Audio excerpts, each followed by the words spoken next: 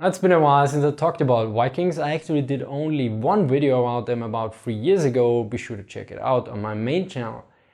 And back then, although I covered many myths, I didn't talk about one at all, namely Berserkers or the Berserker Age, or however you call it.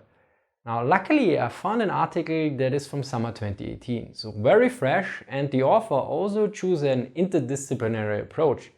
He uses textual analysis, etymology, which is the study of the origin of words and the way their meaning change over time, and also a bit of archeology. So in other words, interdisciplinary is just a civilian word for combined arms warfare, always usually involves smallpox and less gunpowder. So anyway, the first thing is namely Viking, so we need to be doing a bit of definitions here, because Viking was not an ethnicity. It was more like a job description. It is derived from the Old Norse word vikingr, probably completely pronounced wrong, which means basically raider or pirate. Yet the term is also used more openly, even among scholars. So to quote the historian Garrett Williams, although trading, crafts, seafaring and settlements and many other aspects of Viking society may be equally important, it is the raiding which gives us the concept of a Viking Age. So although we call it the Viking Age, yeah, it refers to everything basically. So it's mostly substituted with Scandinavian for the most part. So, but let's move on to the Berserkers and the various meanings associated with the terms and everything. The common association and description of Berserkers usually refers to them one or more of the following attributes: mushroom-eating wild warriors, furious warriors, a cult of warriors, and sometimes an elite group of warriors. Now it's quite interesting that there was previous academic research on this, namely that from psychologists and medical scientists. The main problem was that they just assumed that some Vikings could go berserk or went berserker, so they only tried to, well, validate without even questioning if it was true at all. The papers in medicine and psychology seemingly take for granted that Berserks did indeed fight in states of fury, perhaps induced by drugs, and thus set out to discuss their subject with that in mind. Now one major problem here is of course the source situation, because the culture of the Viking era in Scandinavia had mostly an oral tradition, so there were very few written sources. Most of the written sources were usually written down far later. Snorri, an Icelandic chieftain, historian poet, wrote the Heimskringla in the 13th century, 200 to 400 years after the events described. It also has to be recalled that Snorri wrote from the perspective as a Christian, whilst the saga was set for the most part in a time of transition. The other issue, of course, with these sagas, how valid are they? Some scholars classified them as historical novels. Of course, accuracy sometimes really depends on the question one is asking. What do I mean with that? Well, if you look at a modern day fictional soap opera, some attitudes, values and depictions can be considered representative of our society, even though the events described are totally fictional. Of course, in some cases they're extended for dramatic effect, but generally they can't deviate too much from what is going on in society, because else we couldn't watch them or couldn't relate to them at all. This means that general themes in the sagas can provide some orientation, even though some events might have never happened. What is actually more of an issue here is that Berserkers are rarely mentioned at all. Of Snorri's royal sagas, Berserks only get mentioned in the Harja and Ynglinga sagas. Icelandic sagas of possibly earlier origin do make mention of wild fury and fights, but not in battle context. They are not really much different from reports on drunken violence and havoc in your local newspaper. So let's look at the first claim, the furious warriors that possess superhuman strength and or ability due to altered states. Now for the altered states there are basically two popular theories. The first being that the Berserkers ate mushrooms before battle, and the other one that they used some kind of trance, either self-induced or by a mass ritual. And of course a combination of mushrooms and rituals. Now the mushroom eating theory goes back to 1748. Samuel Erdmann argued the Vikings might have used special kind of mushrooms, namely the fly archeological or Amanita muscaria. He referred to Siberian tribes that used them to go into trance-like states. The problem is that these mushrooms have all kinds of effects, yet none of them appear particularly beneficial in battle. Unless your enemies experience those effects, since the principal hallucinogenic agent in fly archeological is muscimol, which causes sedative hypnotic psychoactivity. As a central nervous system depressant, it does sometimes cause hallucinations, nausea and strong feelings of unease. Paralysis rather than uncontrollable rage would be the likely effect. Yet we should not forget that this theory came up 100 years after the Viking Age, and it tried to explain berserkers, which are not really often mentioned in the sources as well. And also in various different forms, as I will point out later. Additionally, there's little in the written sources that notes the use of substances in relation to the berserkers. Only the Grettis saga hints at substance abuse, but in those the term has a different meaning already. As such, the mushroom eating claim is with all likelihood just pure nonsense. Another approach of explaining the berserker phenomenon is not much different, namely that of a dissociative trance and psychosis induced by suggestions in rituals. Problem is, no evidence in the sagas nor archaeological findings on this one. Again, somebody likely tried to explain something from what they barely knew what it was. Speaking of people that have no idea of what they are talking about, let's talk about a very important question, namely effectiveness, or in this particular case, combat effectiveness. So how combat effective would a person be in this furious rage that is sometimes described? I mean, there might be certain applications, for instance leading a charge against the enemy. But then again, a single or a handful of uncoordinated warriors against a coordinated defensive position or formation, they usually get just cut to pieces, mowed down or something else.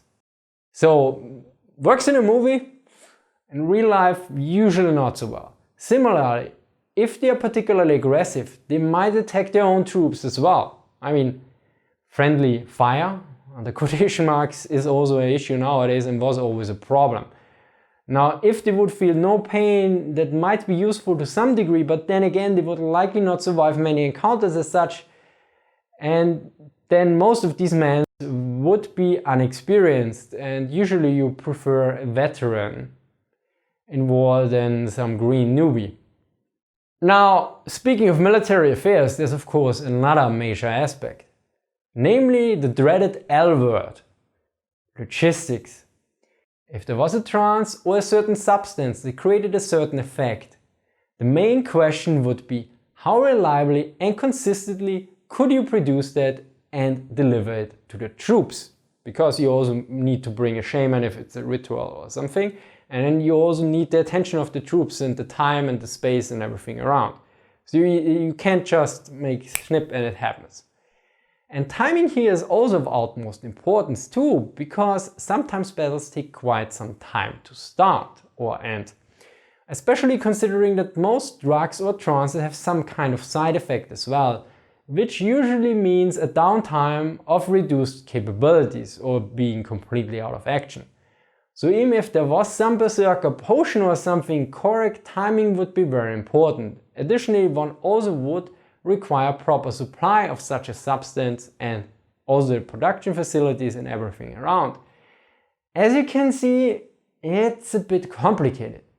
Hence I think the whole berserker meme seems to be more about a power fantasy, especially considering this aspect pointed out by Kolberg.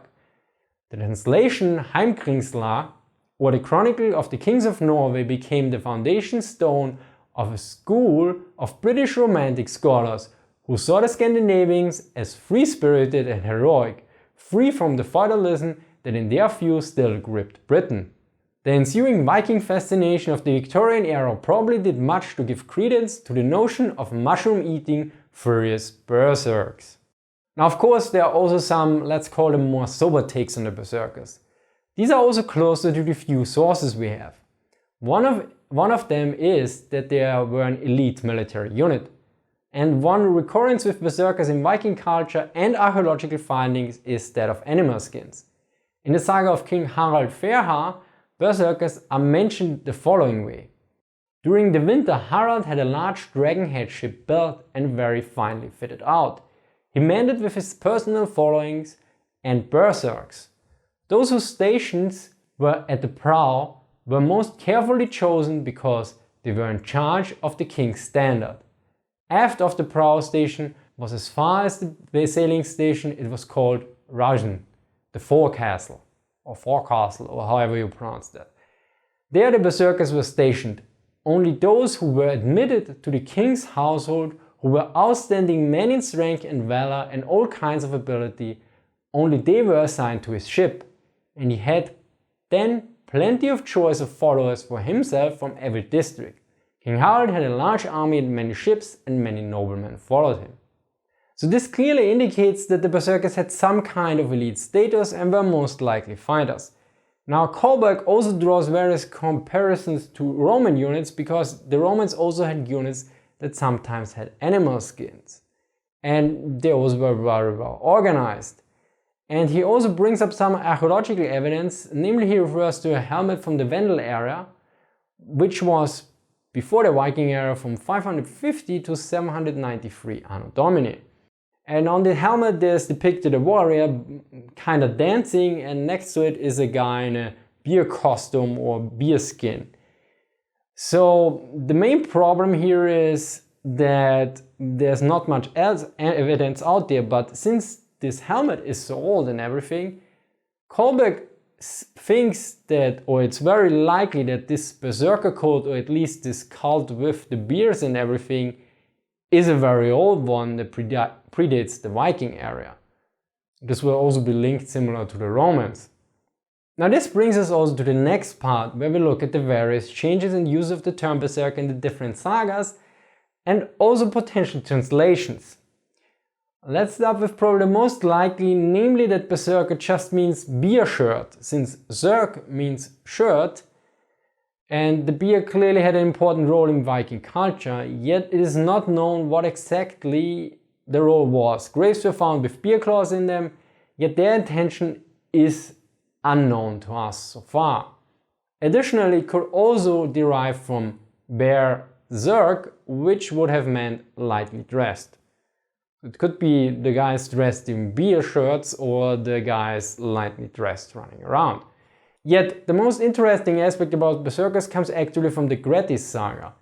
Because in this saga, berserkers are basically criminals that rob the people and plunder the countryside. The reason for this might have been that the term berserker has changed its meaning. Of course, another explanation could be that they followed an outdated lifestyle, which is indicated by this point. During his tenure as governor of Norway in service of the Danish monarchy, Earl Erik Hakonsson made dueling illegal in order to reduce the outlaw behavior of berserks and other presumed social deviants. So in a way, berserkers might have fallen out of favor of society and or the law. This would not be something new. Certain lifestyles and actions that were completely normal decades or centuries ago are now frowned upon or not even mentioned because they are so out of date. Remember, for instance, the Second World War when two German generals wanted to duel each other since they had a major dispute. I doubt this idea would spring to mind of officers in Western armies nowadays if they have a major problem with each other. As such, the meaning of berserkers might have not changed directly, but the value and prestige attached to it might have changed severely. Again, referring to Germany before the Second World War, being an officer was a highly prestigious position. Yet nowadays this is not the case anymore. This was made rather apparent again recently when the Berlin Social Democratic Party banned the Bundeswehr from advertising at schools and also banning the visits of their junior officers to schools that would educate about the mission and role of the Bundeswehr. Anyway, let's go back to the berserkers. Kolberg actually brings forward a very interesting hypothesis in his paper, namely that berserks might have been early documented cases of servicemen suffering from PTSD, post-traumatic stress disorder, that were unable to reintegrate into society due to psychological and or physical wounds sustained in combat. Now, I just read this article, but I think there's one common theme and it's rather simple, and that is that Berserkers might have been just veterans. Because if I'm not mistaken, this would fit with all description noted, the positive and the negative. Or they could also be accomplished veterans, something along those lines. King Harald likely would put veterans on his ship. Similarly, veterans might have caused more troubles as they were referenced in the Great Saga as well.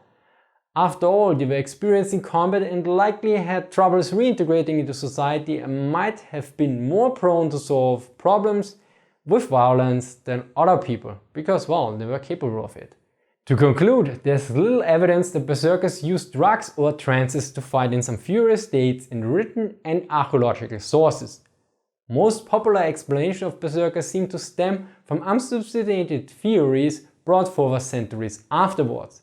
Especially the mushroom eating theory seems completely out of place, since the suggested mushrooms will severely reduce your vital functions or put you out of action completely and sometimes even permanently. Furthermore, from a military aspect, the furious warrior has little use on the battlefield, not to mention that triggering the state consistently at the right moment might be quite difficult as well. The name likely stems from beer shirt or lightly dressed. Yet it seems the term Berserker changed over time, or at least its role in society. Berserkers might have been elite warriors at one point and soldiers suffering from PTSD at other points. Of course, we should also consider how Kolberg concludes his paper. The most likely explanation is that Berserks were only part of a mythology and that no actual Berserkers ever existed. Big thank you here to all my supporters. If you like what I do, consider supporting me. As always, source the link in the description. I hope you enjoyed this episode, thank you for watching and see you next time.